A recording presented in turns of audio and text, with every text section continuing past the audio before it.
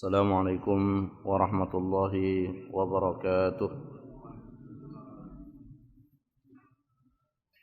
Alhamdulillahi rabbil alamin. Wassalatu wassalamu ala asyrafil anbiya'i wal mursalin wa ala alihi wa ashabihi ajma'in.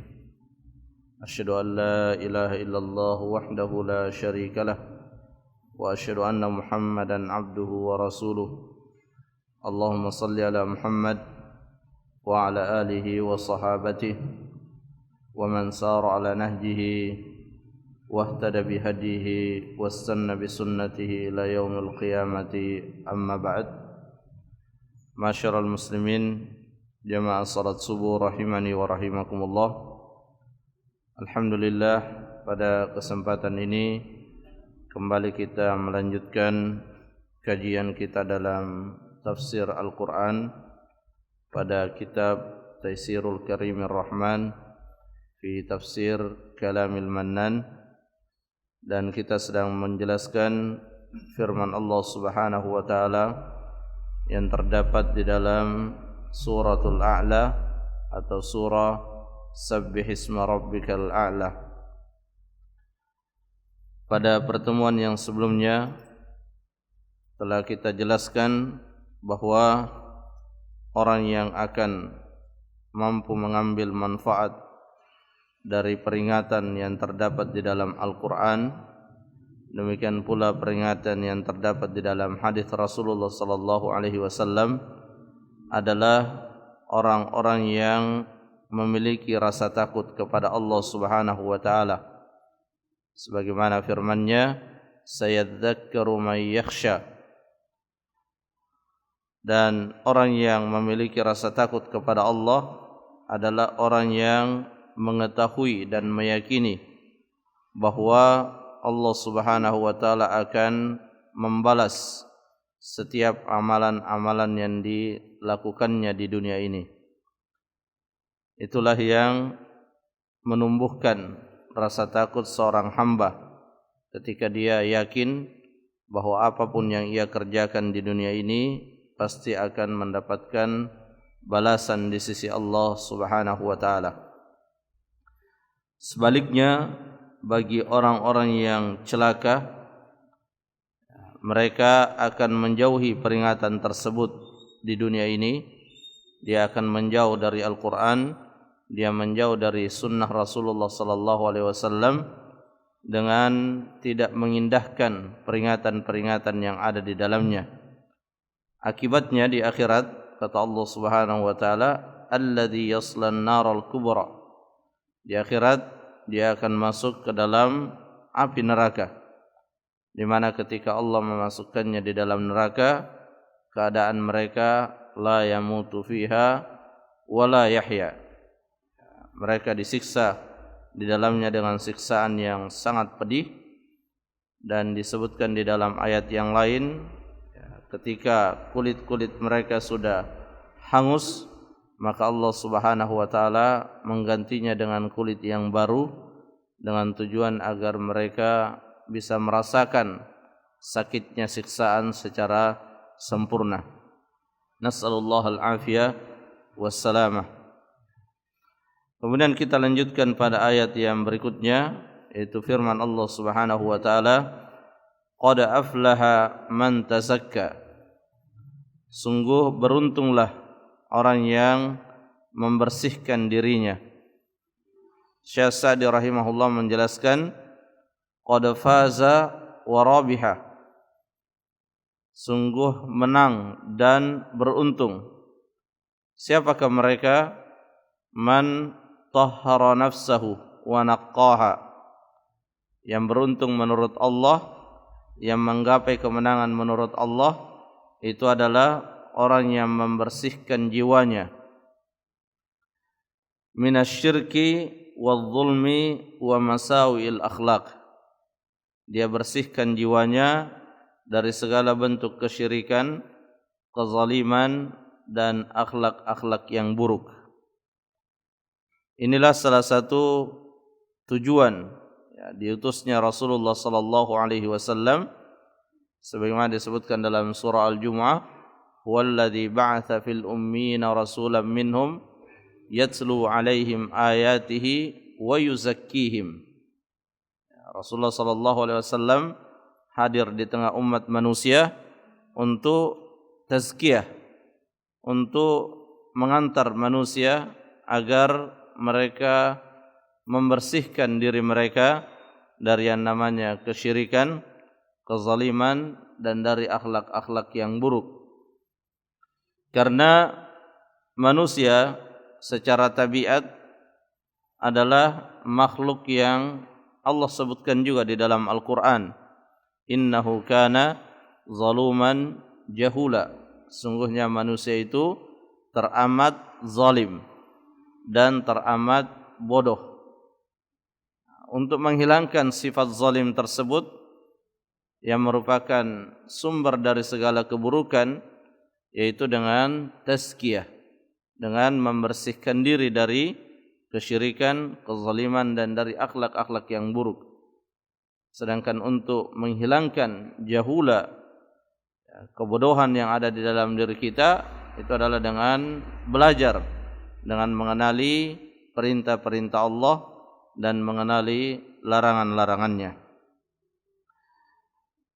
Sehingga yang namanya tazkiyah, yang namanya membersihkan diri dari kesyirikan, dari kezaliman dan akhlak yang buruk, ini sesuatu yang terus kita lakukan sepanjang hayat kita, dan itulah jalan yang akan membawa kita kepada al-falah, kepada keberuntungan. Qad aflaha man tazakka wa dzakara asma rabbih fasalla. Kemudian ciri orang yang beruntung yang lain yaitu wa dzakara asma rabbih fasalla. Dia mengingat Allah. Ittasafa bidzikrillah. Jadi orang yang beruntung selain terus berupaya membersihkan dirinya dari kesyirikan, kezaliman, dan akhlak yang buruk, sifat yang lain yang ada pada dia adalah dia senantiasa berzikir kepada Allah Subhanahu wa ta'ala. Dan dari zikirnya tersebut, dia akhirnya terantar untuk melakukan amal yang membuat Allah Subhanahu wa ta'ala ridha.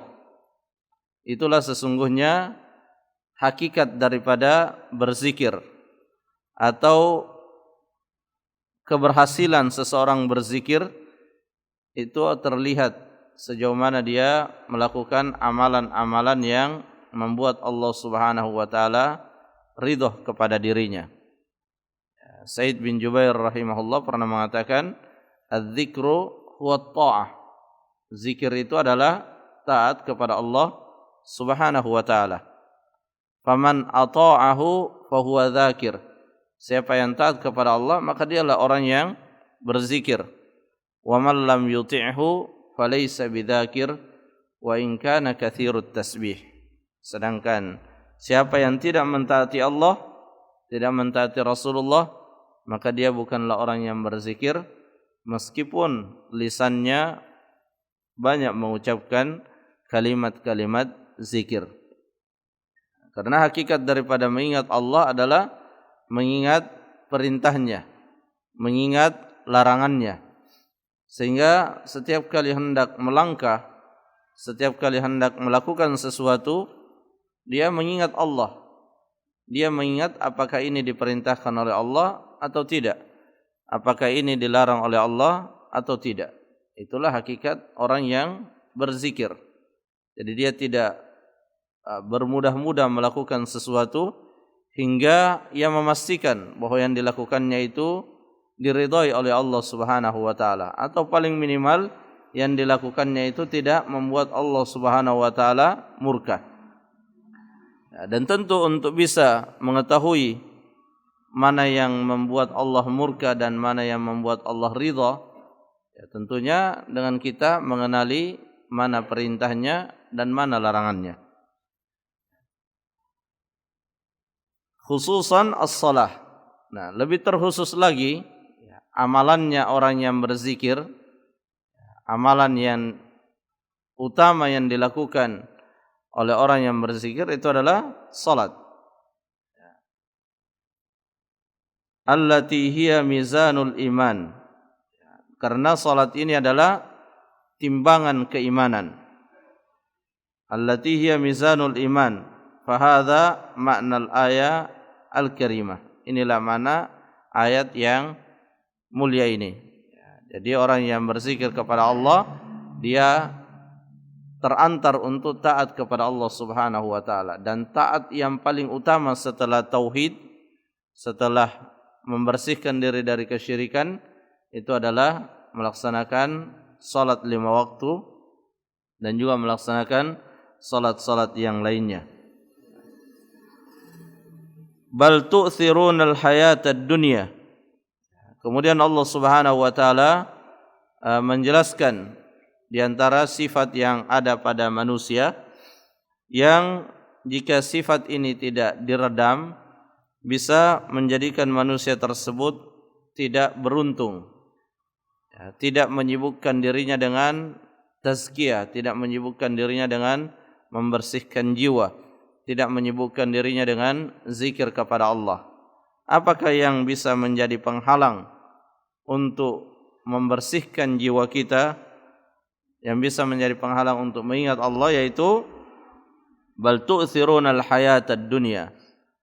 Ketika kita lebih mengutamakan kehidupan dunia.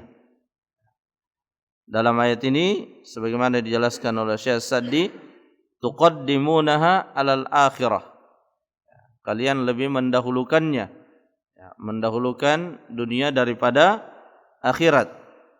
Wa takhtaruna na'imaha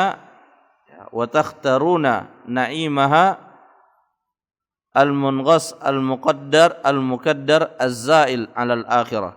Dan kalian lebih memilih kenikmatan dunia yang akan segera punah, akan sirna, daripada kenikmatan akhirat yang abadi. Inilah tantangan yang terbesar yang dihadapi oleh manusia, di mana di dalam kehidupan kita di dunia kita diperhadapkan dengan pilihan-pilihan. Ada pilihan yang menawarkan keuntungan di akhirat dan ada pilihan yang menawarkan keuntungan di dunia. Dan terkadang bertolak belakang, di mana kita tidak bisa memilih kedua-duanya dan harus memilih salah satunya. Merupakan kesalahan di dalam memilih ketika kita lebih memilih keuntungan yang bersifat duniawi dan mengorbankan yang bersifat ukhrawi. Wal akhiratu khairu wa abqa. Kemudian Allah Subhanahu wa taala mengingatkan bahwasanya kehidupan akhirat itu lebih baik dan lebih kekal. Walal akhiratu khairum minad dunya fi kulli wasfin matlubin wa abqa likauniha daru khuldin wa baqain wa safa. Allah Subhanahu wa taala menjelaskan bahwa akhirat itu lebih baik daripada dunia dalam semua sifat-sifat yang dimilikinya. Di mana akhirat itu lebih kekal. Akhirat itu adalah tempat kita mendapatkan kenikmatan jika kita melakukan amal kebaikan. Sebaliknya dunia adalah darul fana, dia adalah tempat yang ada batasnya. Senikmat-nikmatnya seseorang di dunia, pada akhirnya dia akan meninggalkan kenikmatan tersebut. Sehingga kata Syekh Sa'di rahimahullah, fal mu'minul aqil la yakhtarul arda 'alal ajwad. Seorang mukmin yang berakal tentu tidak akan memilih yang hina dan meninggalkan yang lebih baik. Wala yabi'u ladzata sa'atin biturhatil abad. Dan dia tidak akan menjual kesenangan yang abadi dengan kelezatan yang sesaat.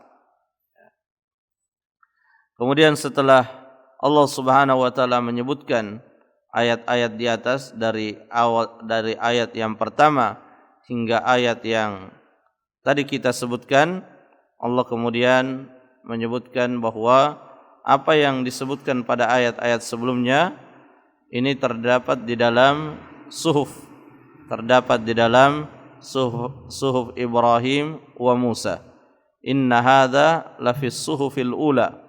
Ya, sungguhnya ayat-ayat yang ada di dalam kandungan ayat di dalam surah Al-A'la yang telah disebutkan tadi ini terdapat di dalam suhuf Ibrahim dan juga terdapat di dalam suhuf Nabi Musa alaihi wassalam.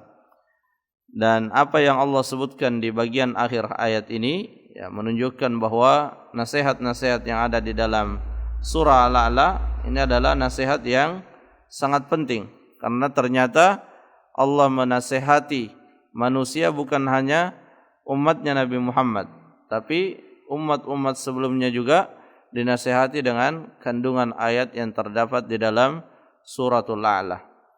Ya, sehingga tidak heran jika kemudian Nabi sallallahu alaihi wasallam ya sering membaca surah ini. Ya, ketika salat witir, ketika salat Id, ketika salat Jumat, beliau sering membaca surah ini. Ya, tidak lain karena ya di dalamnya mengandung nasihat yang sangat dibutuhkan oleh manusia. Di dalamnya terdapat peringatan-peringatan yang jika kita mentadabburinya, jika kita merenungkannya, akan menyentakkan diri kita untuk segera bersiap-siap dalam menghadapi kehidupan yang abadi, yaitu kehidupan akhirat. Jamaah salat subuh rahimani wa rahimakumullah, mungkin ini yang bisa disampaikan.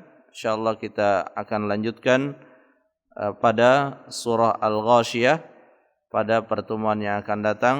Semoga apa yang disampaikan bermanfaat dan semoga Allah Subhanahu wa taala memberikan kepada kita taufik untuk menjalankan ibadah di bulan Ramadan ini secara maksimal dan kita menjalankannya dengan penuh keimanan dan rasa berharap untuk mendapatkan balasan dari Allah Subhanahu wa taala. Subhanakallahumma rabbana wa bihamdik asyhadu an la ilaha illa ant astaghfiruka wa atubu ilaik. Assalamualaikum warahmatullahi wabarakatuh.